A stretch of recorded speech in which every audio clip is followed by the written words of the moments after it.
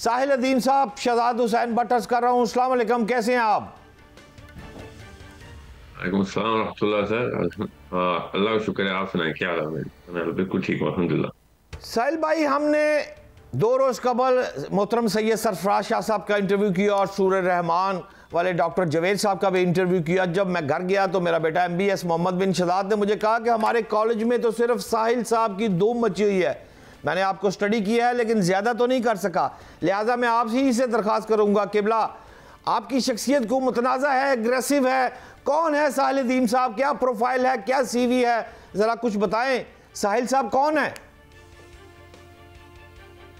सलमान हो क्या, और क्या CV चाहिए हम सबको? अल्लाह ताला इसी CV के ऊपर आखिरत में भी हमें टेस्ट करे। अल्लाह ताला के सामने हम इसी CV के साथ पहुंचे, कोई और चीज़ ना ले जाएं। ये अकेली CV है जो कि अल्लाह ताला के हुजूर काबिल कबूल है, बाकी तो गैर अल्लाह की CV हैं सारी। ये काफ़ी होना चाहिए हम सब के लिए कि हम अल्लाह और उसके रसूल के ऊपर ईमान रखते हैं और वही एक किबला रखते हैं अपना, और उसी की तरफ जितनी पाकीज़गी से और जितनी कॉम्पिटेंस से बढ़ेंगे, उतना ही अपना अपने घर वालों का, मुस्लिम उम्मा का, इंसानों का भला करेंगे इसी हायरार्की के अंदर। साहिल साहब, हमारी नौजवान नस्ल के पास जितनी अशिया हैं सब मगरब से आती है। मोबाइल देख लें, इंटरटेनमेंट के ज़राए देख लें, मॉडर्न टेक्नोलॉजी देख लें या आर्टिफिशियल इंटेलिजेंस देख लें, हमारे पास जो नौजवान है उसको देने के लिए कुछ भी नहीं, ना ही कोई सोच है। इसकी वजह क्या है साहिल साहब? ये फितरी अमर है, जो सियासी ताकत होती है उसकी अच्छाइयाँ भी आप लेते हैं, और जो आपके ऊपर फातेह और आपको मफ्तू करके बैठी हुई हो, चाहे उसने जिस मर्जी तरीके से आपको फतह किया हो। तो हम जो भी काम करते हैं वेस्टर्न फॉलोअरशिप और मिमिक्री के अंदर, वो हमारे जो है ना फितरत, हमारी जबिलत का तकादा है। इंसानी जिस्म बना ही अपने अल्फा को कॉपी करने के लिए है। जो भी काबू करेगा इंसानों को, उसका जो भी इम्तजाज होगा, वो नीचे सबका कल्चर और माहौल बन जाएगा। तो ये आसान सी एक तस्वीर है जो हर दौर में वही नजर आई है। साहिल साहब, आप कहते हैं कि बच्चे की सोच को, उसके अमल को रोक दिया जाता है, आंखें बंद करके अकायद पर यकीन की तंबीह करते हैं, दूसरी तरफ नेटफ्लिक्स लगा देते हैं। कौन किसका जिक्र कर रहा है? आप क्या समझते हैं, जिम्मेदार कौन है?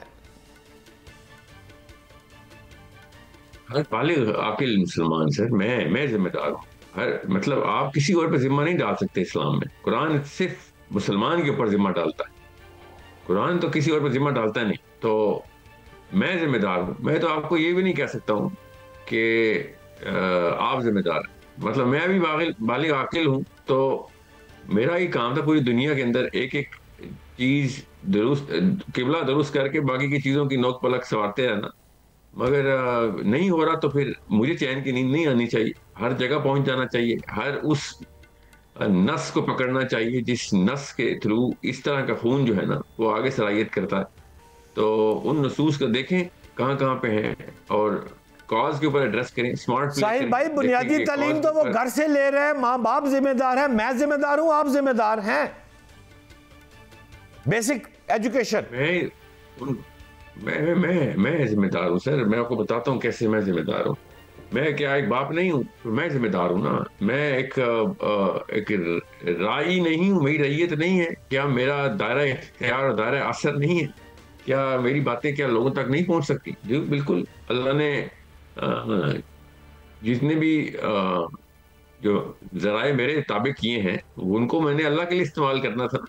तो इतने सारे लोगों को आप असर करते हैं। यूट्यूब के ऊपर आप खाना बनाते हैं, मेकअप सिखाते हैं, TV ड्रामास करते हैं, आपके पास टेलीविजन का चैनल है। सोचिए जरा, दायरा इख्तियार की शक्लें दिखा रहा हूँ आप। तो अगर आप ये सारा कुछ कर सकते हैं तो फिर ये काम क्यों नहीं कर सकते कि इंसानों को उनके असली रुख की तरफ रखें? वो आपस में भी हम आहंगी खुद ही पैदा कर लेंगे और अल्लाह ताला की मार्फत भी खुद ही लेके आएंगे। हमें इज्तिमाइयत की तरफ जो अपना असर है ना वो बढ़ाना, और उसके ऊपर महारत लेके आनी पड़ेगी कि इज्तिमाइयत के अंदर काम कैसे किया जाए। हमें ट्रेनिंग मिल रही है अपने बुजुर्गान की तरफ से कि इनफरादियत की तरफ कैसे جو ہے نا وہ پاکیزگی کا سفر اختیار کیا جائے انفرادیت کے اندر. یہ ہمیں اجتماعیت کے اندر کی ٹیکنیک سکھانی چاہیے تھی. جو قومیں اجتماعیت کا سوچتی ہیں اللہ ان کو طاقت دیتا. اللہ تعالیٰ نے بھی ان اللہ لا یغیر ما بقوم کہا ہے کہ یہاں پہ فرد کو نہیں قوم کو ایڈریس کیا. اجتماعیت کے اندر آؤ گے اور اپنی حالت بدلو گے. اگر نہیں بدلو گے تو اللہ خود تمہاری حالت نہیں بدلے گا کبھی. تو یہ بہت ضروری ہے کہ ہمیں پتا ہو کہ میں کسی بھی لیول کے اوپر اپنا اثر بنانے کی کوشش نہیں کر رہا. اگر میں اللہ تعالیٰ کے لیے اللہ تعالیٰ کی کوئی کتاب کو نافذ کرنے کے لیے اپنا اثر بنانے کی کوشش نہیں کر رہا تو پھر میں خود ذمہ دار ہوں دنیا میں جو بھی مسئلہ آ رہا. 57 اسلامی ممالک اور 1 اسرائیل. ماسوائے پریسلیز کے سائل صاحب آپ نے اور میں نے دیکھا کہ کوئی ایسی بڑی بات سامنے نہیں آئی. کیا وجہ ہے, ناکام کیوں ہے, اور کیا ہم جلد دیکھیں گے کہ سلیمانی ہیکل جو ہے اس کی تعمیر اب شروع ہو جائے گی؟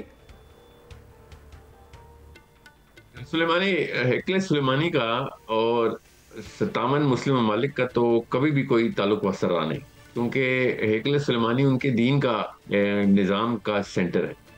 اسلام کے نام کے اوپر قرآن کی آواز سن کے ہمیں تو یوگر مسلم صرف ہمارے ہمسائے میں کچھ کلومیٹر دور ادھر ہمیں اپنے مسلمان بھائی نہیں یاد آ رہے. 57 ملکوں کو چھوڑیں, میں اپنی بات کروں گا نا کہ وہ والا سینٹر میں خود ٹرین ہوا ہوں کہ میں اسلام سے پہلے اپنے اس سینٹر اپنے ملک کے اندر کو بنگالی بنگلہ دیش کو, انڈونیشیا والے انڈونیشیا کو, اور ایرانی ایران کو, یہ اس طریقے سے ہم اپنے اپنے سینٹر کو بنا. ان کا ایک سینٹر ہے, انہوں نے کہا یار چھوٹا ہے بڑا ہے ایک ہی ہے.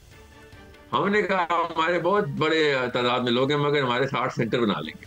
تو جب تک آپ سینٹر اکٹھا نہیں کریں گے, آپ ایک کعبہ نہیں بنائیں گے, ایک قبلے کا رخ نہیں کریں گے, تب تک آپ کبھی بھی ہو ہی نہیں سکتا کہ فلسطین چھوڑیں پاکستان میں 2 الگ الگ شہروں میں مسئلے ہو رہے ہوں اور 2 شہر الگ الگ صوبے میں ہوں. تو بلوچستان میں دیکھیں کیا آگ لگی ہوئی ہے. کب سے کس پنجابی کو کوئی کبھی خیال بھی آئے دن میں 2 سیکنڈ سے اوپر؟ بلوچستان میں کیا ہوتا ہے ہر سال, کسی سندھی کو خیال آتا ہے؟